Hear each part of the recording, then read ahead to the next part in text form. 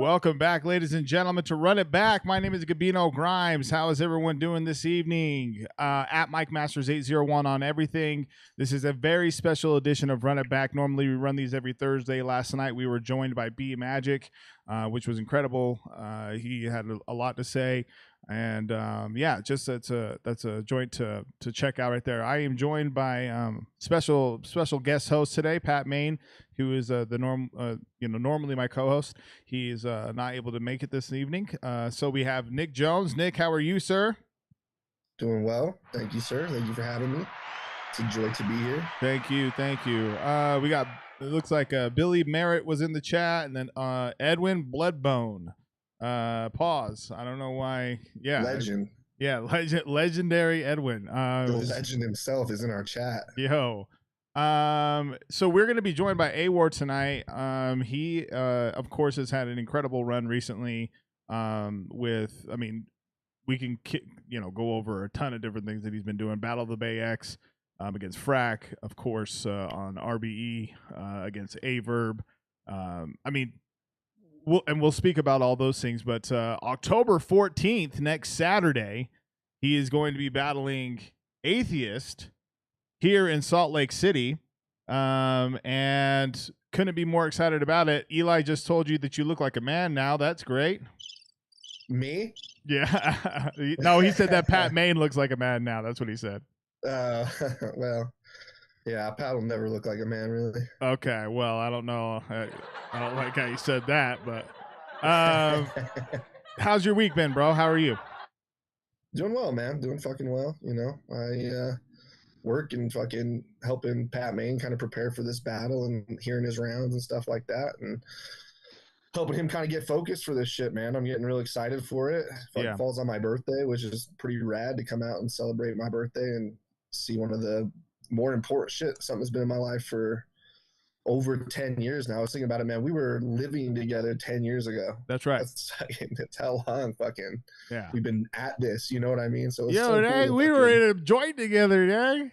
Yeah, we were in a place. Yeah, dude, I remember I was thinking I was gonna actually give you props. I was like, man, no one helped me prepare for a battle like you did.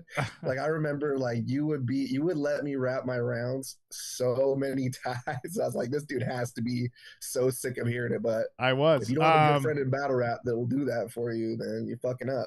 Nah, man, for sure. I got you. Yeah. Let's see.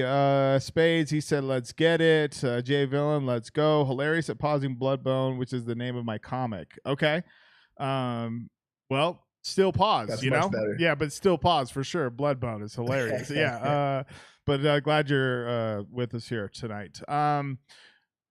So yeah, Nick, if you want to let folks know just a little bit, like what your history is with Mike Masters. I don't believe we've actually had a formal interview with you. You hosted the draft recently, the last draft that we did, and so just a quick rundown. We have A.Ward waiting in the waiting room, and we'll bring him in. Yeah, man. So I started following Mike Masters at when you guys were doing early events, and it was always 21 or older. Lucky I had a fake ID, so I was able to get into those events, but I knew there was a lot of younger talent that wanted to get involved, but that probably couldn't get into these events. So I had reached out to you about maybe starting something different, maybe something we could do at an all ages venue and kind of get that started. And you were pretty intrigued by the idea. You were like, yeah, why don't you do something and you can see how it goes, and we'll kind of go from there. So we ended up having like a rundown where I think, if you're familiar with Utah battle rap, people like IV, G Fresh, who's now Steve Rogers, was there. And it was just these real young group of guys who were battle rapping. And we sent you over the videotape and you're like, let's do it. And so that's how the draft was born. And that's kind of how we started that. And then, from there, I kind of took off and kind of did my own battle raps. I've been out to Colorado. Caught a body out in Colorado. Shout out to one wife if he's watching. But yeah, so I've been battling for 10 years at this point, and need to get back in there at some point for sure. You are going to get back in. We'll it'll be there. But thank you so much for being here with us tonight. The rap crowd is very excited about it, as you can hear. Love it. Love it. Well, let's mutual, boys. let's bring A.Ward into the fray here so that we can speak to him, and then Yeah. I really want to understand a few things, and yeah, just very excited he made the time for us. Absolutely. All right.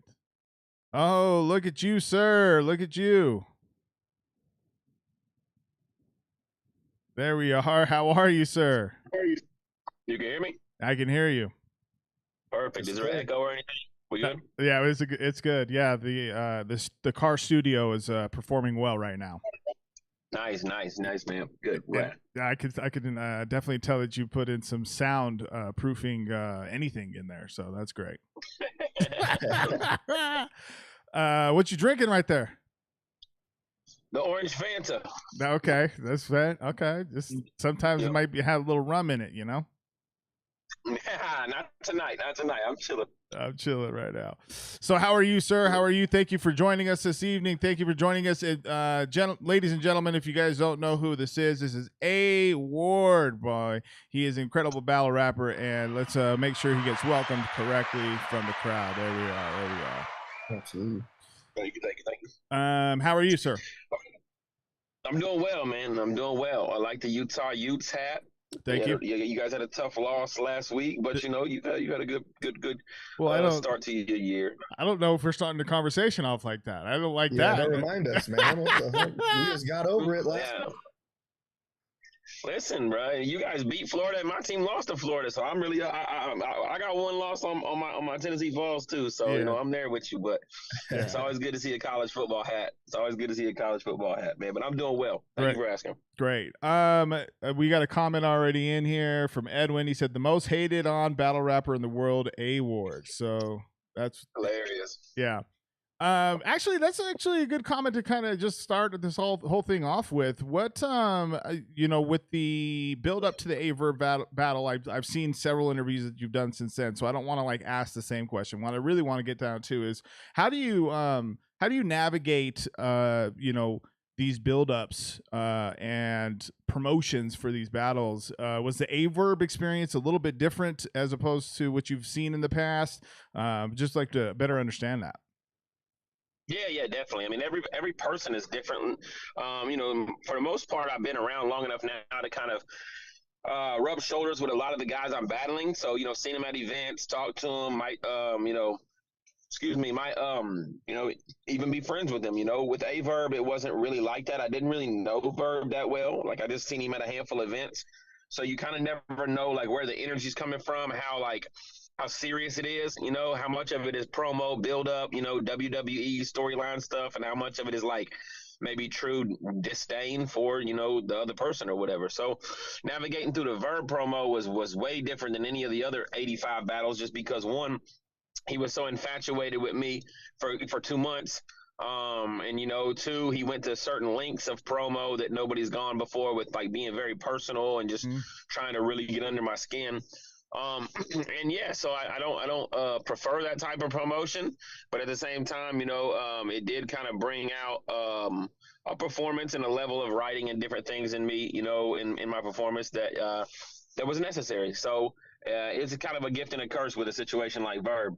But everybody is different, not every situation is the same. My next battle is Charlie Clips, who did absolutely no promo, and then my next battle after that was Real Sick, which you couldn't promo. So it was literally 3 different types of promotion in one month. You couldn't promo. You literally couldn't say anything. So yeah. So okay, well that's what you were gonna say something, Nick? Oh no, I'm just kind of what when things do get personal and stuff like that, do you feel like it's easier to write, or does it become harder to write, or does it even change that process at all? Easier to write, harder to separate the personal from the craft, so it's I want to write all kinds of stuff, right? Oh, you're pissing me off, now I'm motivated, I'm writing. I still can't let you pissing me off dictate how I'm writing, what I'm writing, if I'm getting away from who I am, why I'm here, if I'm going, if I'm going your route and getting way too personal, and now I've created something that I don't even like, you know what I mean? Because now it's more of just kind of like a going back and forth at each other. So it's definitely easier to write stuff. It's just you still have to go back into that professional mindset of like, yo, Ward, like this is what you do, this is what you're good at. Don't let him make you write a certain way because he's choosing to do all this craziness, Makes sense. Yeah, absolutely. That's interesting. Mhm. So to lean into the piece that you were talking about, like the gift and the cursed. How, like in your preparation for like Real Sick, for Blackout. Let's move off of Aver because I think that we've in general, I think that's just been put into the ground. But and I appreciate the fact that you even had some more insight on it. But like for against Real Sick, where you don't have like that promotional piece behind it, and it's like the entire event as a whole. What is that like? Is that almost like a relief because you're like, I really don't got to do much. I just got like the event speaks for itself, Yeah, yeah, it was a relief not having to promote, the actual or try to like create a storyline. But I don't think Real Sick and I, if we were announced, like we're not. It was just gonna be natural promo. Like I'm about to go battle one of the best in the world. Sure. Likewise. A respect type of promo build up. It wouldn't have necessarily been any kind of like crazy, going off, saying that this person's trash or he's whatever. But the good thing with the blackout thing is like I knew when I locked in Real Sick, like you like locking in that battle where it's one of those ones that weekend that everybody is going to love. And sometimes in blackout battles you get names and you're like, I was really hoping I was going to see such and such versus this person. I didn't really want them to battle that person. Sometimes you get those in matches. No offense to Lopeshi, but I'm sure there's a lot of people on that card. People would have loved JC to have battled. Like, I was really hoping it was going to be JC in this. And I knew when I locked in Real Sick that we were gonna be one of the ones. Like when I heard that, the other one would have been Sharon and Big K and Mad Flex and Jay the Nightwing, Woof. and I knew that people were gonna be like, oh, this is going to be a crazy good battle. So that battle itself and the matchup sold itself. And when the Rolodex hit, I knew everybody was excited about it. So that is a relief. But like, I haven't been on a blackout. The last time I was on blackout was with DNA. And I think people also love that matchup. So I haven't been on a blackout where maybe I was doing a favor or battling somebody that wasn't kind of on my level or anything like that. And I think sometimes maybe in those type situations with matches, that's when it can kind of be a little bit of a letdown. Yeah. Okay. I mean, that's great perspective. I think that there's a lot to take away from that. I resonate with the matchup piece that you were talking about, and sometimes like having a letdown a little bit. Me running the league, I'm like, damn man, like I definitely like take a lot of time into each matchup to try to craft it as best as possible. Sometimes it doesn't work. But for the Yeah. most part, I think I've done okay. There's been some that have definitely been on the other side of that for sure. But so I can resonate with what you're saying there. And then, peace to Lopeshi for sure. But I understand what you're saying there too. Yeah. No doubt about it. With oh man, I just had something I was going to say. With how your preparation process has been, you are in a class where anytime that you battle, you're getting the best of your opponent. It's almost you're like 72-10 and or 72-9, and they want to make you they want to give you that next loss. I'm referring to the Bulls, of course, but what's it like? What's it like for you to have that? Do you even feel that? Do you understand that? I mean, that folks are like, okay, well, I'm going against the number one team in the country. Yeah, no, most definitely. And it's like it keeps me motivated just in that sense as well. You know, a lot of times in battle rap when you get your name high enough, you know, and I've been kind of at the top of battle rap for like consistently like the last 3 or 4 years. And it's like you can kind of get content, not motivated, go in there, give efforts and kind of skate by just because I'm still A.Ward. I'm still, you know, Geechee Gotti. I'm still Rum Nitty. I'm still Danny Myers. You know, at the end of the day, people are still gonna book me, you know. I don't ever want to have that attitude. Whew. And I can't have that attitude. I can't have that attitude because if I even go in on 50% or 60%, I know my opponent is going to be at 90 to 100% every battle, you know, like they just are. And that's why I like in these battles, like where people might have me debatably losing a battle or whatever, you still haven't seen a bad A.Ward. You know what I mean? Like you might have seen the greatest big K of the last 5 years, but you didn't see a bad A.Ward. You know what I mean? Like, you just didn't. You don't see a bad A.Ward. Like my highs are very, very high. My lows don't exist. And then I have like, you know, mediums, you know what I mean? Or medium highs, you know? And the times that people might have me losing is whenever somebody else was like on their 110% A game, you know? Yeah. So just to follow up on that, so like right now you have Real Sick, you have Atheist, and then you said Charlie Clips coming up. How do you compartmentalize your writing in that? Because for me, like I know just to have like, do you write specifically like for one person at a time, or are you writing for multiple people at a time, or how do you compartmentalize your bars? Yeah, most of the time it's just one person at a time. I don't start until I'm done with the last person.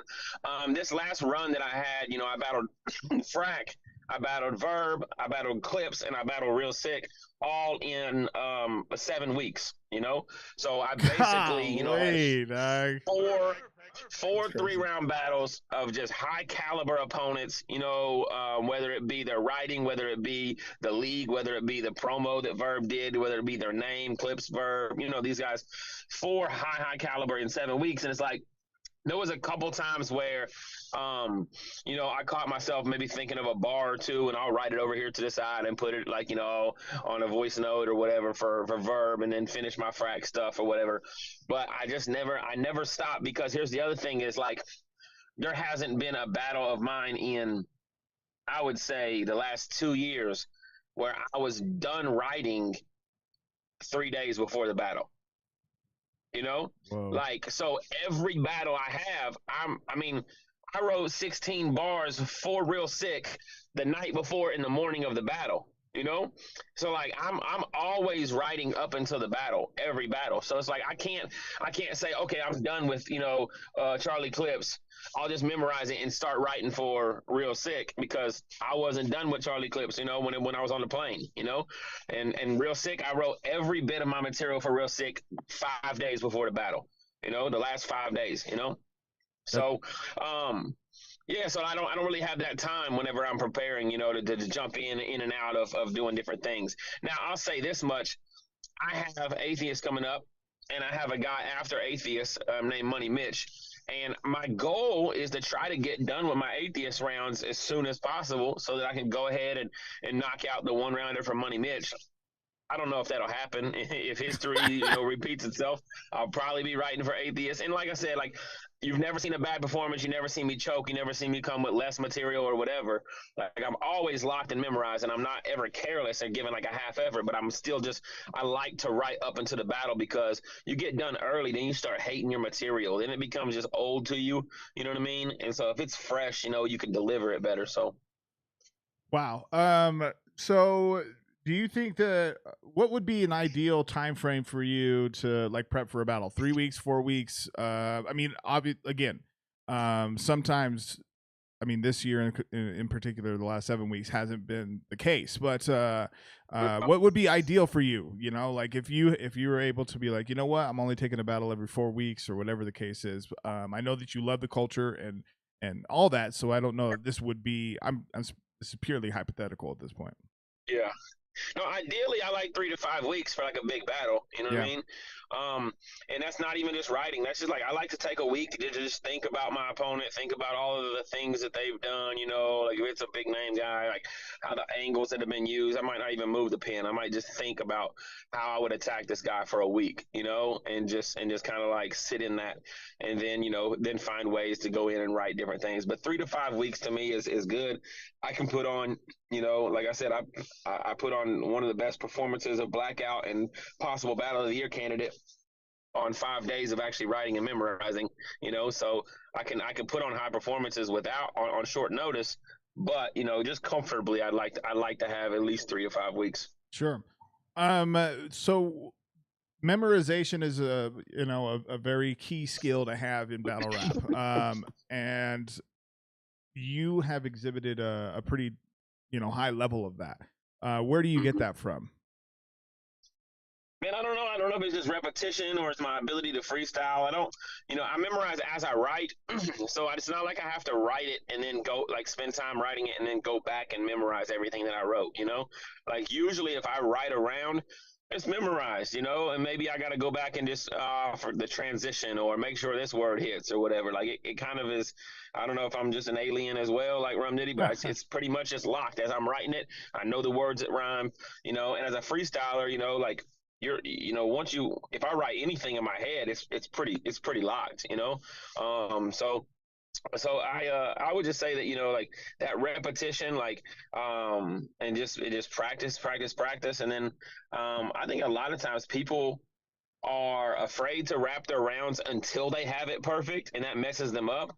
Right. So I love like trying to wrap my rounds to somebody and just like being terrible and not getting through them or whatever, Some people are like, oh, that's embarrassing. You don't want to like call and spar with your friend and you're choking or whatever. Like, no, that's what that's for. You know what I mean? So that when they're in the ring, that's not the first time it happens, Yeah. And so like, I love to be able to like, spar and go back and forth and not have them completely locked, because then it shows me trouble spots and different things like that. And then that's where I go back in my mind when I'm going over the lines, is really hammering down those transitions or those little trouble spots. I asked that because I don't know, Nick, if you have a question, because I got like two in the tuck right now, Dag. Oh, go for it. No. Okay. Go for it. I asked that because I grew up Catholic, and I grew up in like doing lector work and like being in front of my congregation a lot. And so like when my fear of public speaking got washed away pretty early, like 9 years old, like I really enjoyed it, in fact, like to get up, like my knee, I would still like kind of tremble sometimes, but it didn't really bother me super hard. Do you have like what any sort of similar upbringing? Like what knocked down the public speaking door for you? I think just kind of being funny and being like an athlete in middle school and high school. Like I always just kind of felt comfortable around everybody, like I was kind of like a class clown, but I was also like played basketball, played football. Like, I was never really like too like shy or introverted, I was always kind of just a little bit of a character. Now you don't say. It didn't, no, right? It didn't.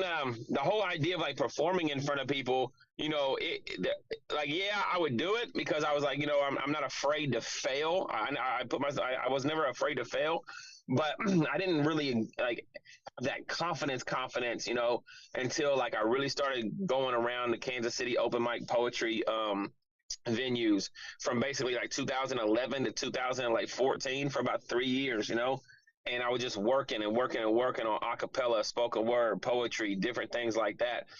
Man, and like I spent a lot of times just in different venues, open mics or whatever, and just learning crowds and different things like that. And that's when I really started getting a lot of confidence, in the ability to perform and to like rock stages and different things like that. And it really helped me translate over into battle rap, like to where my first battle, you would have thought that I battled 10, 15, 20 times before, like it was pretty seamless. I can I definitely, that doesn't surprise me at all. That doesn't surprise me at all. You know what's funny is I used to, well, I still will for fun. But when I started rapping, to get comfortable on stage, because it's different being like on stage, like performing like a rap as opposed to like reading the scripture. But Yeah, of yeah, course, of course. yeah. So I would go to bars and on karaoke nights, and I would do Sugar Hill Gang Rapper's Delight, and I have that like locked Nice. in my head, like back to back, and I wouldn't even I don't look at the screen because I know the song, front to back. Yeah, But I was always focusing on the performance, so it was always practice for me. Like, yeah. oh, now I can translate this into my actual songs. Like, because I know what kind of reaction I'm looking for, as opposed to just being up there and being like, what do I do? Yeah, well, another thing too is I find with battle rappers is like if the only time you're ever performing is whenever you're battling, like you're doing yourself a disservice, Like I still go to the open mic poetry venues. I did a poetry tour last year. I still go perform places. I go speak at colleges. I do like all kinds of different things, Because if the only time you're ever doing your craft is when you're actually battling, like you're not learning how to like get better and rock certain crowds and certain audiences and different things like that. You need to be doing that stuff year round, to stay polished and to stay, to find different ways to deliver things and stuff like that, and then bring that into battle rap because that stuff is really key. Since this perfect segue into my next question, performance is really big in battle rap, and so is the content. We were just speaking with B Magic last night, and he was mentioning about how there's, I'll just use his term, that like a lot of battle rappers sound the same. And so I don't know if you share the same sentiment. I don't know even if I share the same sentiment. I do know that there is some parallels that I can draw for sure, because of how many battlers there are now, and like groundwork that B Magic and T Rex and I could keep going, that they laid groundwork, and so battlers really only have like a select few to really pull from, and everyone pulls something from someone, pause. But they but with performance and content, what is your and you've answered this before on our platform at the base house, but what is your main goal, man? To outperform your last battle, to just put on a show, to replay value? What are your goals? Well, yeah, it's definitely to put on a show. Battle rap is an entertainment industry, and a lot of battlers, maybe they write for the camera, or they write for like the over the head bars and different things like that. But at the end of the day, somebody's paying that $40 at the door to show up and be entertained in person, and so we can't forget that as well, So you might be able to have the best pen in the world, but that person that came to watch you rap, there's an entertainment side of it in person that you want to be able to like put on that show in the ring, outside of that, man, I always want to give every league owner, what they paid for. I want to make sure that, whenever I leave, they're like, wow, this is a great investment. And that's pre-battle, during the battle, and that's post-battle. That comes down when clipping things down and tagging y'all and sharing the links and trying to drive some attention to the YouTube page and stuff like that. Like the work doesn't necessarily end when I get my back half. I feel like I owe it to make sure that it's shared. And so that's why, I get a lot of flack for battling on small leagues, but the reason I get that flack is because I publicize every battle that I do. I publicly put out every small league battle that I do, and I share it, and I tell people to go watch it, and I put the flyers on my page, and I tweet them all out. There's a lot of big name battle rappers out here that are doing the same type of things, but you would never even know they were in Memphis battling such and such, and you would never even know this happened, because they choose not to, maybe for their brand, but that's just not the style I do. And then back to kind of like the whole, battlers being kind of all the same or whatever. Like, yeah, you're right. I mean, it's a quantity thing, when a running back gets drafted into the NFL these days, they give them a comp. Like, oh, this guy could be like a Derrick Henry. You know what I mean? We get comps now, because so yeah, the B Magics and the guys that laid the foundation of this are the originator. But there was, there weren't that many battle rappers back then. So now you're getting guys that are coming in and say, oh, he kind of reminds me of such and such. Oh, he kind of raps like this. Oh, here's Frack, who is very Ilmac-ish, or here's Dunch, who's very Roan-ish. Here's, there are people like that, So yeah, you get all of the comps now because there's just so many battle rappers. But I do think that battle rap is in a good place, man. If I'm looking at URL, RBE, King of the Dot, the big leagues, Riot, GTX, even your guys' league, Mike Masters. Like you, when I go there, like I'm seeing a lot of just diversity, a lot of uniqueness, and a lot of people, that they just have a great opportunity and great platforms to kind of put their gift out there. So it's really encouraging. I love that. So you just mentioned us at the end of that because you're going to be here next weekend, and I guess this is a very simple question. So one is that just how was your last experience here? Obviously, you guys put on you and Emerson put on a great show, and then what do you got for Atheist? What has been that low hanging fruit, as it were? I didn't even realize it, to be frank with you, until I started writing it out. I was like, oh my God, this is okay. Well, whatever. I'm not clickbait guy, but this is just right in front of me. Yeah, no. First off, last time was amazing. My first time in Salt Lake City, outside of the airport. I've flown in the airport a couple times for connections, but Salt Lake City, beautiful city. Great place. Everybody there was so accommodating, and that's just what you want. When you're working with a brand new league, a lot of times, there are a little bit of nerves that come with hey, I've never done business with these people before. I'm banking on my housing situation being taken care of. I'm banking on, getting paid on time. I'm banking on the footage, being released at a certain, and you guys check all of the boxes. You checked all the boxes. The business is always great. The flyers, the flyer is well done. It's put together well.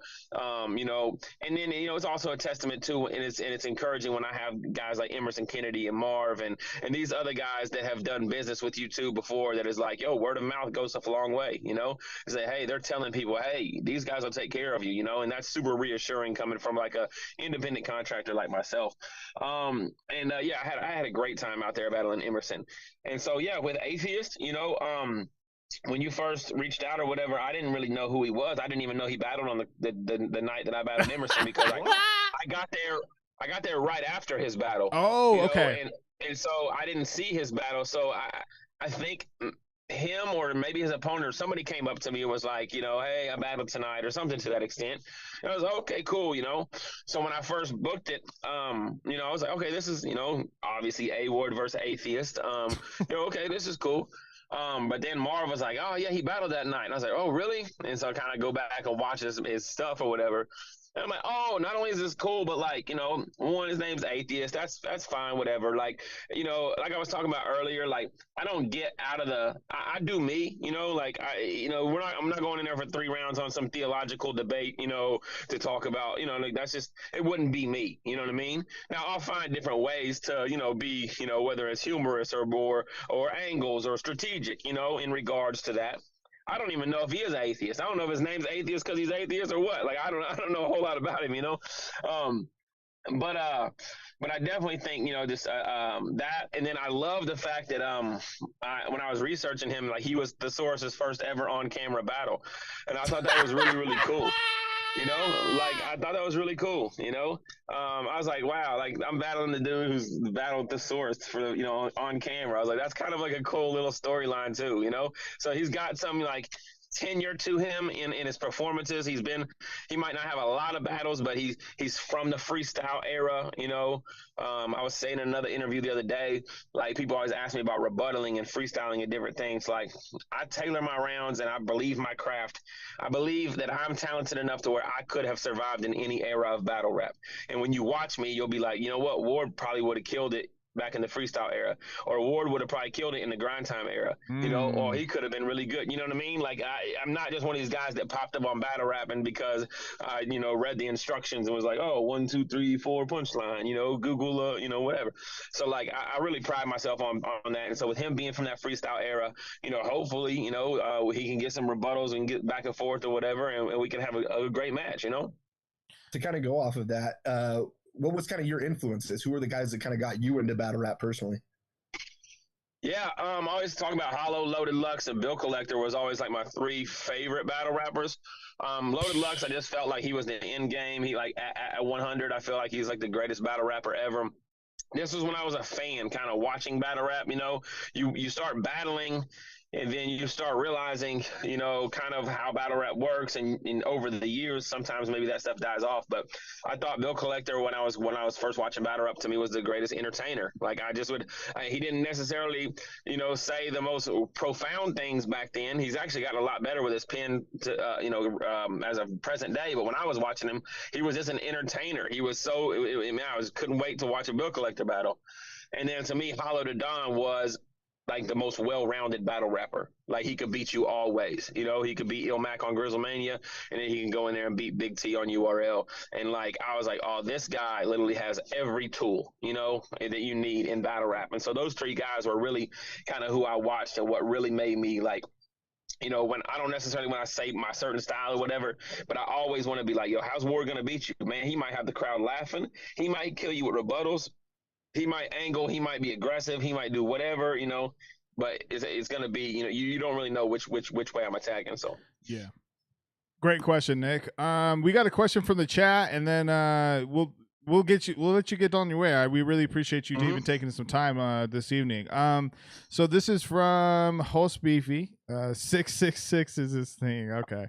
But he's also he's going to be one of the hosts for the pay-per-view. But he asked this question. Okay. He said, being so polarizing and eye-catching, able to cross over into like mainstream and catch the eyes of like new battle rap fans, do you feel any responsibilities? What do you see in yourself right now, and what are you to battle rap? That's a good question. I feel like there's a responsibility to myself to always be great, and there's a responsibility to the culture as a guest in the culture, to take, to appreciate, the ability to be able to rap and perform and to treat it as such, and I think that's what I do. I think when people watch me, they always say there's consistency, there's hard work, and at the end of the day, if you're a new battle rap fan and you're coming in, somebody can show them my videos, they can say, watch this guy, watch all of his videos, and they're going to watch them all, and they're all going to be great performances, and so that's what I really try to do, but as far as just like, being a part of the culture, like, I'm blessed, but I also deserve my flowers, and I deserve the respect, Let's go. And I don't necessarily like, I'm not always that guy that's like, yo, I'm the best in the world, like put some this, that, and the third or whatever. But it is getting to the point now where because I'm polarizing, and I've said this in interviews before, like heavy is the head, like heavy is the head that wears the crown. So you have to take the good, you have to take the bad, but this year there's been a lot of, hate, unnecessary comment, different things like that have, and it's like, you know what?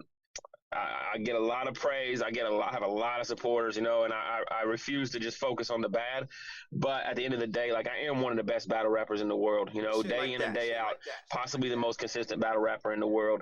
There's a couple other guys in there that, a couple of my peers or whatever. And yeah, like, that, like when you look back on battle rap, you're going to be like, yo, there was a decade long, time where A.Ward was like literally out here just killing it, and to perform at a high level, it might be more, hopefully, but to perform at a high level for 10 years, is exactly, what I'll be known for. Man, and that's right here. Ward's high level consistent performances has made him his favorite battle rapper to watch. Billy said his battle with Pass was fire. Let's see. There's a couple other your battles have great replay value. There's a lot else going on in the chat, but Well, you versus A.Ward, you versus Atheist on October 14th, Mountain West Showdown. Every battle is me versus A.Ward. Yeah. Every battle is me versus myself. So, yes. But Nick, no. do you have any other questions before we let this gentleman go, man? No, man, we just appreciate you coming in, and we look forward to you guys putting on a show. I know Atheist, he's always a great performer, so I'm excited to see what you two do when you clash, and it should be interesting. Yeah, man, I'm excited. Thank you again for having me out, y'all, and yeah, we're gonna have fun. Let the people know, because I'm gonna clip this. I'm gonna clip this right here, whatever you say. So let the folks know what's going on next Saturday. Yo, Salt Lake City. Last time I was there, I had to take y'all's boss, and unfortunately, I had to school him on what battle rap was like. But it was only one round. Emerson Kennedy, the local king, the greatest ever battle rapper from Salt Lake City. But it was only one round. Atheist is getting 3 of them things, 3 90-second rounds. And you're going to get rebuttals on rebuttals on rebuttals and a full performance. And I'm so excited to be back, man. Listen, Mike Masters, 1014. We out here headlined by Danny Myers and Marv One. And then also EK and B Magic, myself, Atheist. Make sure y'all in the building. Get your tickets now because that door price is going up. Thank you so much, A.Ward. We appreciate it. Big ups from all the people here. Give them a round of applause really quick before we get them out of here. We'll see you next Friday. We're going to do the face-offs next Friday over at the legendary Uprock downtown. I can't wait for you to see that shop. That's a mainstay in Salt Lake City. And so, yeah, thank you. And, yeah, man, appreciate it. And have the rest of a nice evening, Doc. See you soon. All right, man. Take it easy. Okay. Well, we just got A.Ward on there, man. That was fantastic. Awesome. Yeah. Nick, where are you at with this card, how it's been stacking up? What do you feel? I think obviously it's one of the best cards we've ever put on. Sure. Just off of the sheer name power. Marv versus Danny, I think, is going to be a contender for Battle of the Year. We know the best part about Marv, if you've come to any of the recent events and saw him, like, dude is loved in Salt Lake and he performs accordingly. I would say, like, he knows how to put on a show, especially for this crowd. Like, he just knows Salt Lake very well. He's kind of our ambassador. I know this whole card is supposed to be Salt Lake versus people, and I feel like Marv represents that Salt Lake side for this battle. Yeah, he does. Yeah. So, yeah, I think everything down to, as excited as I am for, like, all those, like, it would be like, we have a guy flying out from Ireland to come battle one of our legends, Pat Maine. So it's like, even which is, I think, like halfway down on the card, which tells you everything you need to know. That battle alone could headline a card itself. So it's really a lot of headliners that you're going to get to see battle on cards. They should be headlining their own. You're getting all of that in one night. So if you want to see battle rap at the highest level that Utah can bring, it's going to be on October 14th. Yeah. I agree with you. I think Lefty, Johnny Lingo, even that being down, to have him his return. Insane. Really quick stretch. Yes, Random will be in Utah for the in-person face-offs. And then to see, like, Spades and Search, like, that battle catching momentum after Marv spoke about it a couple weeks ago. And that being I don't know, man. That's like, Spades still undefeated, man. Yeah, Spades so I'm looking forward to that. And I know that Search isn't, so it'll be, he's gonna come defend that. And Search, last time Search came out, I personally had him winning. He didn't win the battle, but I personally had him winning. I think he's really dope. I think I'd never heard of him before and was really impressed last time he came. So I'm excited to see him again. Yeah. You think, last time I spoke with him, he said that this is definitely the biggest, the biggest card he's been on. And the one before that was the warm-up 3. And so I took that as a blessing that, like, because he's been on some pretty good cards, that we've been able to be a platform that he's been able to expand his brand, especially for Marv to be like, man, I really like what Search, says, and off of one performance against Jay Villain, Yeah, I agree. Search was, I thought he was very clever. His writing was very well put together. I like Stretch versus Random. Random is he's promoting right now pretty well actually. Which means I know that he's getting ramped up. I know that he's getting ready. This is I I'm going to say this first and then go back into what I was speaking about. Like each battler that isn't named B Magic, Emerson Kennedy, Danny Myers, Marv Warner, A.Ward, or Cali Smooth for that matter, just coming off his win. I mean, maybe these guys too, but they recognize how big this card is. You know, it's a pretty fun card. It's a great card. It's going to be very entertaining. And so what that means and what that translates into is taking that extra time to make sure that your performance is on point, that your bars are correct. And I know that Stretch is doing the same thing. He coming off this battle, his last battle against Loso.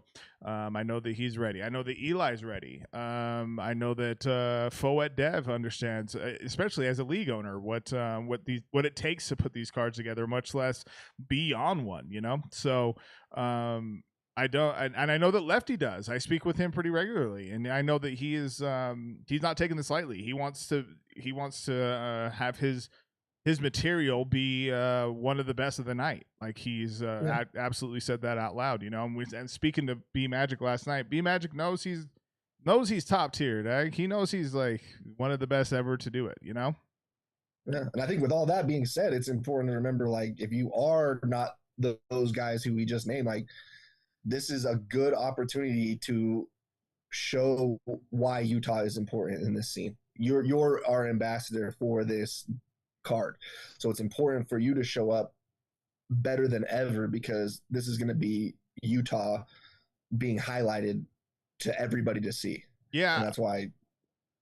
Great point. And then like Mike Bailey and Cali Smooth, they've been going back and forth the most, to be honest. And Cali Smooth, let's not forget, folks, you know, this guy, he just won 50,000 with Hitman Holla and body, you know, bags and bodies. And yo, man, what the fuck? Bang. You know, that's incredible, dog. And for us to be the first battle after that win, his star is shining pretty fucking bright right now. And I think Marv put it well the other day that this is a really good chance for Mike, and I hope that he's taking advantage of it as far as you know, not settling on bars and really leaning into his performance, because Cali Smooth is definitely not going to he's going to be incredible. I already know. And then not only that, goddamn, like Lush is going to be hosting with me, and like obviously like it's going to be sick as fuck to do that, but I wish I could show my whiteboard, but I have written on there host with Lush, and I wrote that like 8 months ago or something, you know? And I knew it was a matter of just reaching out to him, but to have that happening now, I'm just very, very excited for that as well. Like, I think that's Lush is one of the biggest characters in battle rap. You know what I mean? Like, to have him host is like, if you go through the timeline of battle rap, you run into Lush in every period. He's just so monumental and crucial to the scene that having him come host an event is monumental in itself. You know what I mean? Yeah. And excuse me, I would be remiss without mentioning Hoodie Jared, like this guy, legend. I mean, the amount of work that he does, I mean, that we're both doing in order to make sure that this happens is I'm just very appreciative of him. We have some special stuff that we like swag that we were wanting to give out, so we're working on that. We're bringing back the vintage tee, the Mountain West Showdown tee that I'm wearing in Mountain West Showdown 4 or 3. Is 4? Okay, yeah. But I was wearing that shit all the time. I fucking had that shirt on all the fucking time. And Eli Ace, I just saw that he was. I saw an old video, the schizophrenic video. That's the music video, or excuse me, the song that's at the beginning of his battle that just dropped against Atheist. He's wearing it in that. Like this was a T-shirt that like folks like had, you know, and so to have it there, limited run. We may put it on on UtahRapper.com at some point, but we really want to I mean, just having that part of it. I mean, this is Mountain West Showdown 6, the first one to come back, and it's just very special. And it's gonna be a special week. Tomorrow will be officially 1 week away, and if you have not got your tickets yet, get your fucking tickets. $40 at the door. If you don't get your tickets, $25 is stopping Friday morning. So you have up until Thursday. There you go, until to get them for $25. And then, of course, the pay-per-view is at $10. I mean, I don't know what else to say. I do know what else to say. Shit, we might get somebody on here tomorrow. I mean, I'm devoting myself as well to getting as much content as possible so that we can make sure that we, give our fans what they want. And I'm a fan first, so I want to talk to these guys. I want to understand a little bit more about what their processes are, or what irks them, or what what their favorite this, that, all that shit. Yeah, so absolutely, it's fun to just like me and Pat Maine were talking. It's just like fun to pick a battle rapper's mind of like, so when you're writing, do you come up with a punchline and then write the rest, or do you write the rest and fall into a punchline? Like those little intricate things are so interesting to find out about these guys who do this professionally, like who do this for their living. Right. Yeah, no, it's insane. Like talking to Marv, he had fucking 3 round battles like in a matter of 2 weeks, or I think it was less than that. It was like 7-8 days or some shit. Like, what are you talking about? I battled Monday and then Tuesday night and then Thursday afternoon. Oh, okay, really? Oh, okay, cool, man. Let me get a number 2 with no cheese. So yeah, Mountain West Showdown 6, October 14th. The card is incredible. Let's just go over it again. Marv 1 versus Danny Myers. Emerson Kennedy versus B Magic. Bang, bang. Atheist versus A.Ward. Mike Bailey versus Cali Smooth. Eli Ace versus Foet Dev. Yikes. Pat Maine versus Baylor. Lefty versus Johnny Lingo. Stretch versus Random. And Spades versus Certs. Not like one bad battle on there. Not even close. The fuck are we doing, man? It's incredible. It's what a great time to be alive, man. October 14th is going down. Shit, man. It's I'm just very, very, very, very grateful and stressed the fuck out. So I'm just joking. Nick, thank you for. You ain't joking. You ain't joking at all. You are stressed the fuck out. You look stressed, right? Pat, see it in your brow. Pat, he should be back. Well, I mean, honestly, like if I do this again tomorrow night, we'll see. I'm going to reach out to a couple folks to see if they might be able to, join us on this special series leading up to our marquee event, Mountain West Showdown 6. The dope ass shit that's been coming out too from Twiz. This is Twiz, obviously the legendary videographer for URL, and he just released a graphic for Marv 1 and Danny Myers, and then D-Rez, of course, released another graphic for. We had a graphic from him, a custom graphic for the No Country for Old Men. That was so sick. Yeah. So yeah, there's just so much content. I got like 6 videos that are sitting in my phone right now that I'm like, I feel like if I post like one thing an hour, I'll be flooding. So I got to just like wait, I got to make sure that I do it enough. But trust me, it's a long week. Yeah, it is. It's a long week. Take it easy, Dag. It's all good. We're good. Don't get thumb happening. Yeah, fucking every minute, just fucking. Okay, Dag, take it. Did you guys see this? Yeah. Yeah. We also just reached 700 followers on Instagram. That happened today, so that was cool. I get nervous about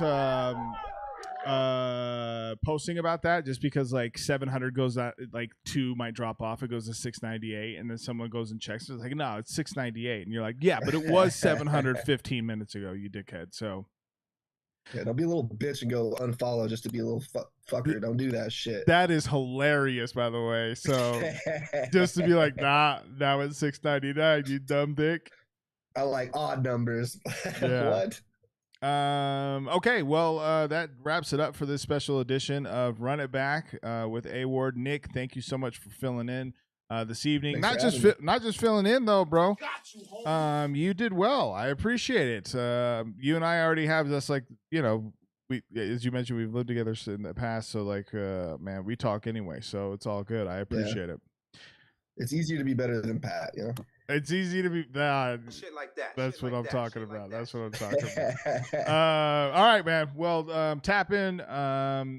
Also, new battle just dropped. Please go take a. Well, the fuck, please just go take a look at it. Fucking put a comment in. Mike Bailey versus Dre Vicious. There's several different storylines there. Even like, you know, GD versus Grape Street. Old A Hat versus you know, Mike Masters. There's a lot that went into that, and also big shout out to Bobby Lee for that collab event for Bobby's World.